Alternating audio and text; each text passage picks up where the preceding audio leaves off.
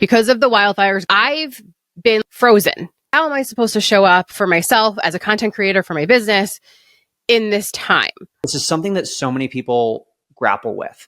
And it's something that I grapple with myself, especially as a Southern Californian. I'll tell you how I handled this specific instance and how that relates to how I handle these things in general. I had a post up on my story yesterday morning when I was aware of the fires, but I wasn't quite aware of the destruction that was truly happening yet. And it was like, 28 days from now, I'm going to Japan. It's something on my bucket list. And so I posted this like enthusiastic, huge smile. I'm elated. I'm going to Japan in 28 days and I couldn't be more excited. After a few hours, I deleted that because I felt weird celebrating when I know so many of my friends and family are evacuating. So that's for me like a specific example of something that I changed. And specifically on my stories, because stories are meant to be documentary. They're supposed to be in the moment. And so that felt weird to leave that up. I don't think I would have gotten any backlash. I don't think anyone would have gotten mad at me for that. But personally, on my own personal level, that was something I didn't enjoy.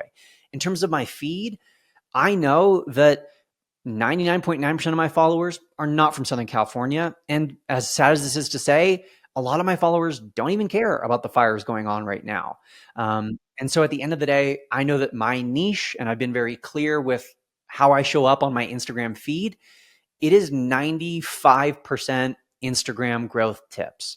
The other 5% might be like me and my wife or like something personal to try to get people to connect with me on a deeper level. But most of it's Instagram growth tips. I don't talk about politics. I don't talk about world news. I don't talk about those issues.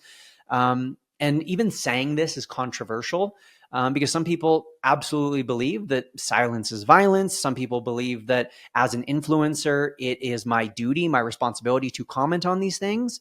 I view myself first and foremost as an Instagram teacher. And I know that if I comment on my political views, if I comment on, disasters, be they natural or unnatural, a lot of people are going to unfollow me. And my concern is not the vanity. My concern is not, oh no, I'm going to lose some followers. My concern is people are going to be emotional. People are going to respond irrationally. They're going to unfollow me, which I don't care personally, but I know that it will hurt them in the future because now a moment of me wanting to speak up on something, whatever, has caused them to no longer get any more value from me in the future. And I know that's their decision, but ultimately with my community, I value the ability to continue teaching them more than I value my own stances and political views and opinions. So I keep all that stuff off my social.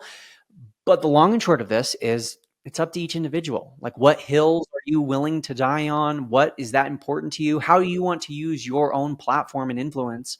Because we all have a platform and influence, whether you've got 300K or 300 followers. And so ultimately it's up to each person in their own discretion to decide what truly matters for them to talk about. And I feel like it's not going to hurt the algorithm or getting noticed. Actually, maybe taking some time and space, if that's truly what I feel like I personally need, may help when I start posting again, because the Instagram's going to be like, oh my God, she's back. Exactly. Like taking a few days off, taking even a few weeks off, it will not like throw you in Instagram jail for the rest of your life. I love that.